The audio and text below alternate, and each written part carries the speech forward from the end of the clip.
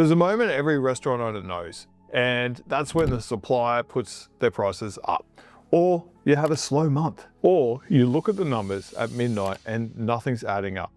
And the thought crosses your mind, what if we just swapped out this ingredient for something cheaper? It makes sense on paper. Same dish, just at a lower cost, and nobody will notice. Now, we've heard of owners doing this who are turning over $8,000 a week. We've heard of owners doing this turning over $80,000 a week. And it doesn't matter where you are on that journey. The thought still finds everyone. And what I want to talk to you about today is what happens next. Because after that decision, it's almost the same outcome.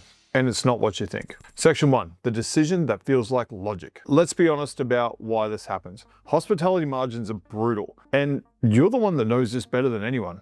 And they say food costs should sit under 30%, labor costs should sit under 35%, and yet for so many operators, those numbers are running hot, and there's no obvious way to pull them back. And to be honest, your numbers should run at what your numbers should for your type of business. So when you look at a dish that's costing you $14 to produce, and you're selling it for $28, and your supplier tells you your main ingredient just went up by 20%, the math starts to get a little bit blurry, and someone, maybe a chef, maybe a mate in the industry, maybe it's some weirdo on YouTube, but there's a voice inside your head who says, we could use the frozen version instead of the fresh version, or the house brand is pretty much the same. Customers won't notice a smaller portion if we dress the plate better. What we need to understand, in the short term, they're probably always right. Customers don't always notice. Margins tick up and the pressure will ease briefly at some point. But then what happens is then you do it again, and then again, and then slowly, quietly, without anyone making a single dramatic decision, your restaurant becomes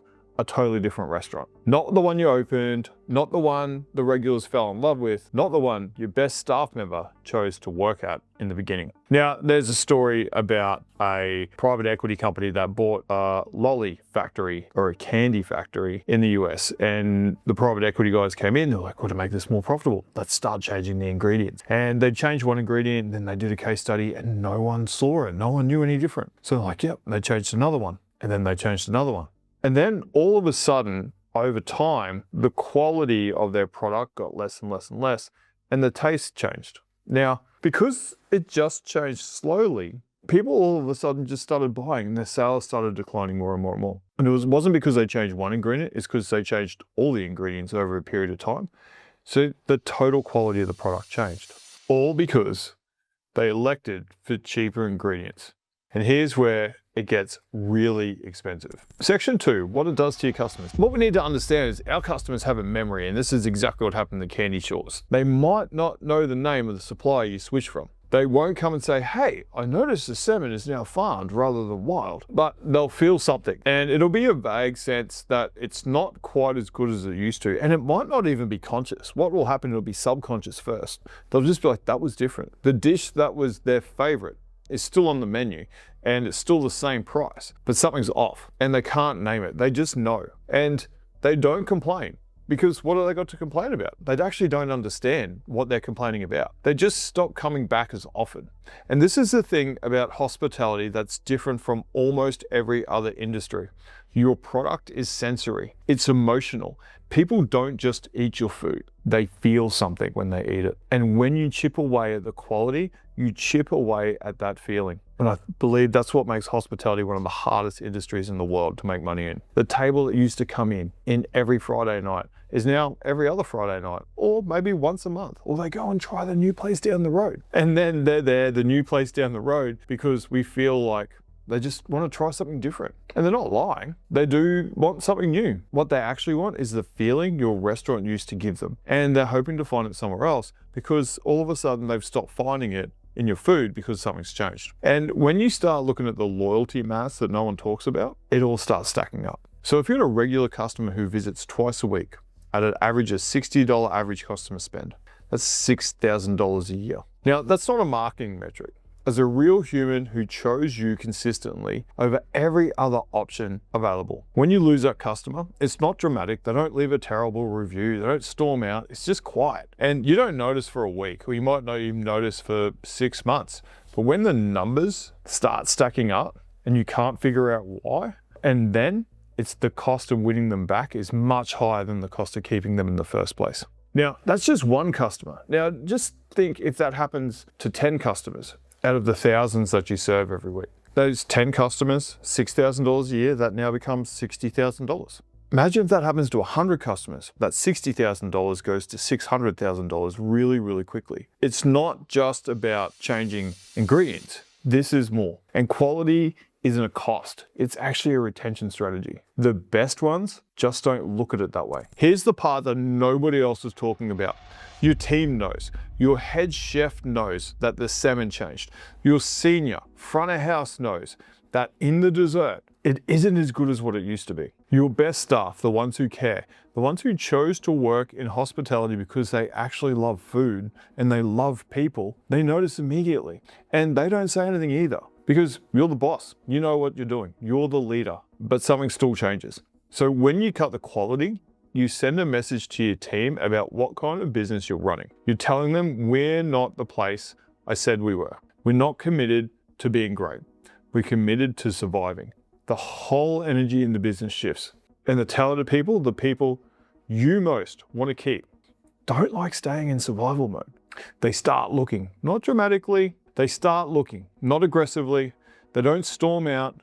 They just start having a coffee with someone who might offer them a job at some place and still cares. And when they leave, they take something with them that's almost impossible to replace. It's the institutional knowledge. It's the feeling that those customers, when they do come back, notice as well. The relationship with your regulars, the culture that they helped create with the amazing food you once did. And this is what we need to talk about, the pride factor. I want you to think about the best shift you ever had.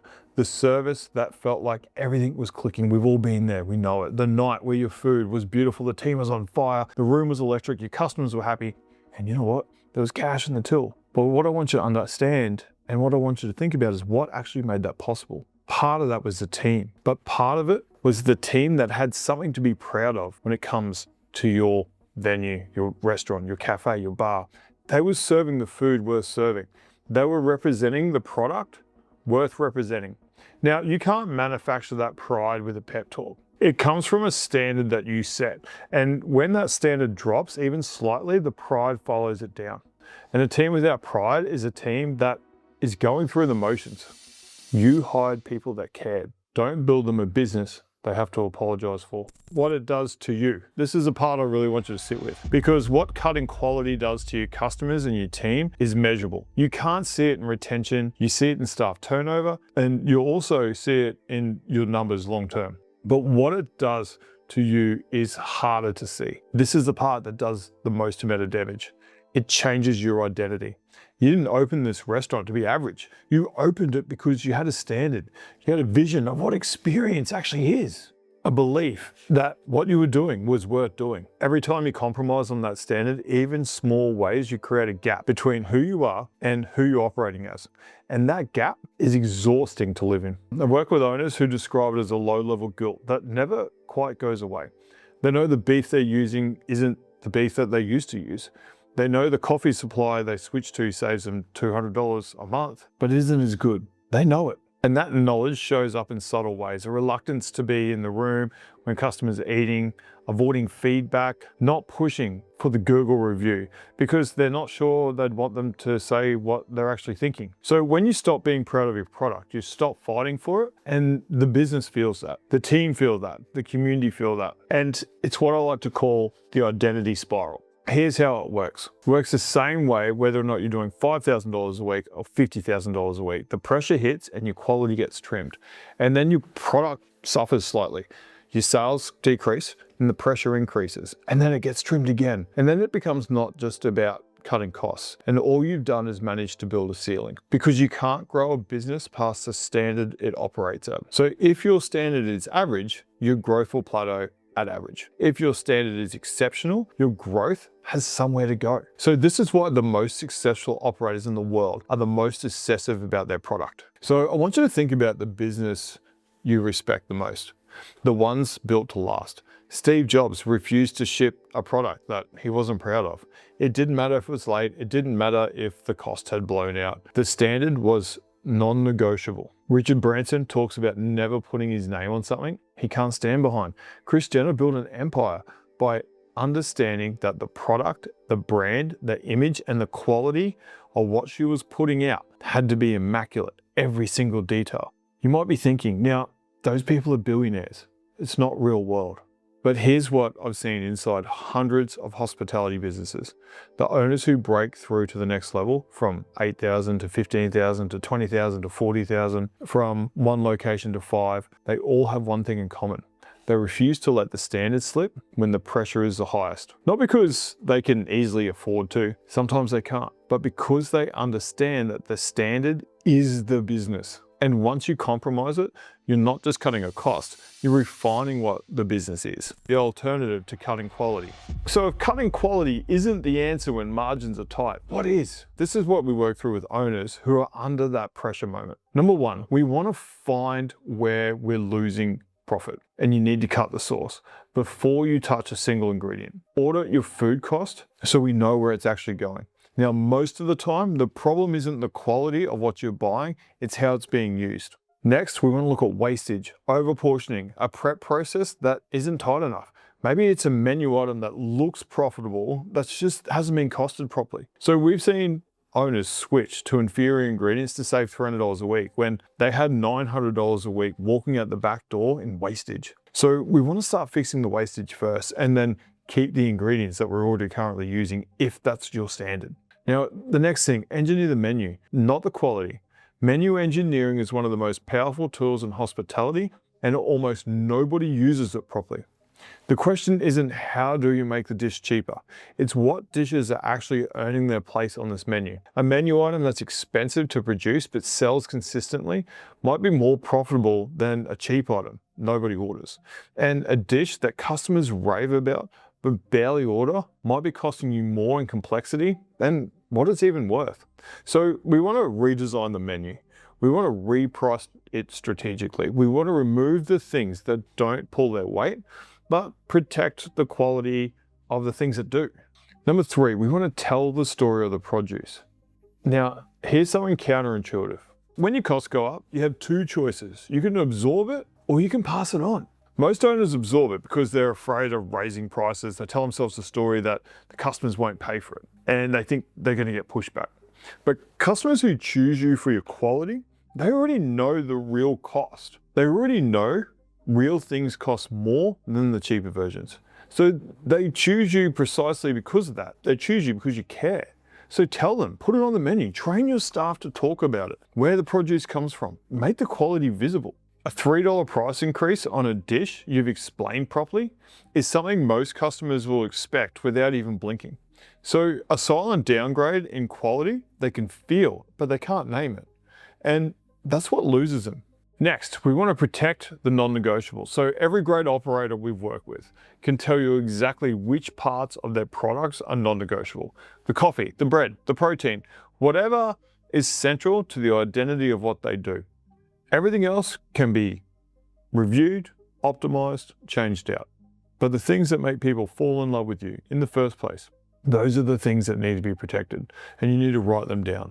Actually, make a list of your non-negotiables and pin it to somewhere so your team can see it. Not as a motivational poster, just as an operating standard. These are our non-negotiables for this business. Sometimes a brave decision is to step back, not down. I want to talk to you about something a little different here, because not every hard decision around a product is about cutting quality. Sometimes it's actually harder than that. My wife's cafe has a burger on the menu called Maddie's Chicken Burger. Now, it's named after one of her closest friends, Matt, who passed away from brain cancer. And $1 from every one of those burgers sold goes to brain cancer research. Now, it's not just a dish, it's like a tribute. It's Matt on the menu every single day. Now, let's imagine chicken prices quadruple tomorrow. Not a stretch. We've all seen a supply chain and what chaos can happen with it. So what do we do with Maddie's Chicken Burger? You can't swap the chicken for, I don't know, pork, Maddie's pork burger, or something cheaper. And that's not the point of the dish. And the integrity of it, the quality, the care, it's inseparable from what it means. You can't just absorb the cost indefinitely either. And we all know it's not sustainable. So sometimes the right answer is to take it off temporarily, not forever, Not because it doesn't matter, but because protecting what something means sometimes requires you to step back from it until you can do it properly again. Now, there's a version of that decision that feels like a failure, like you're abandoning something that matters. But here's how I'd encourage you to look at it. Taking Maddie's Chicken Burger off the menu because you refuse to compromise on what it stands for, that's not betraying Matt, that's just honoring him. You're saying this dish exists at my standard, and if we can't meet that standard right now, we'll just wait until we can. It's not a retreat, it's integrity. The dish will come back, and when it does, it'll mean exactly what it's always meant. So every business has a version of Maddie's Chicken Burger, a product, a promise, a thing that carries more weight than a price point. The question isn't whether you protect it. The question is whether you're willing to make the harder, braver call to step back from it rather than slowly let it become something it was never supposed to be. Because a dish that carries someone's name, someone's memory, someone's legacy, it deserves to be done right or not at all until you can. Section 6, this applies to every level. I want to be clear about something.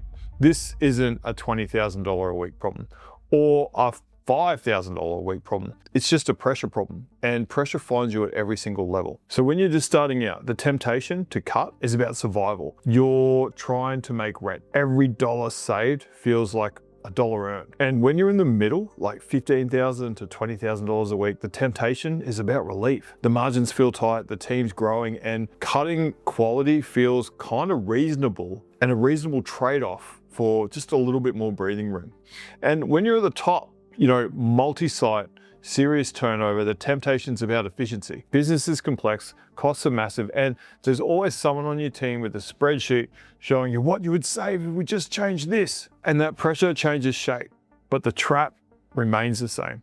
Every breakthrough moment in your business, every time you go to the next level, requires you to hold a different level of standard. Not because standards are romantic, not because they're pretty, but standards are what your growth is built on. Standards is why you started doing what you're doing. So the operators who build something that lasts don't get lucky. They just get consistent, and they stay committed to what they said they were going to do and what they said they were going to be when nobody else was watching, especially when the pressure was at its highest. And that's our job. Not the cooking, not the rostering, but holding the standard when everything in you is screaming to let it slip. That is our job. So let me leave you with this.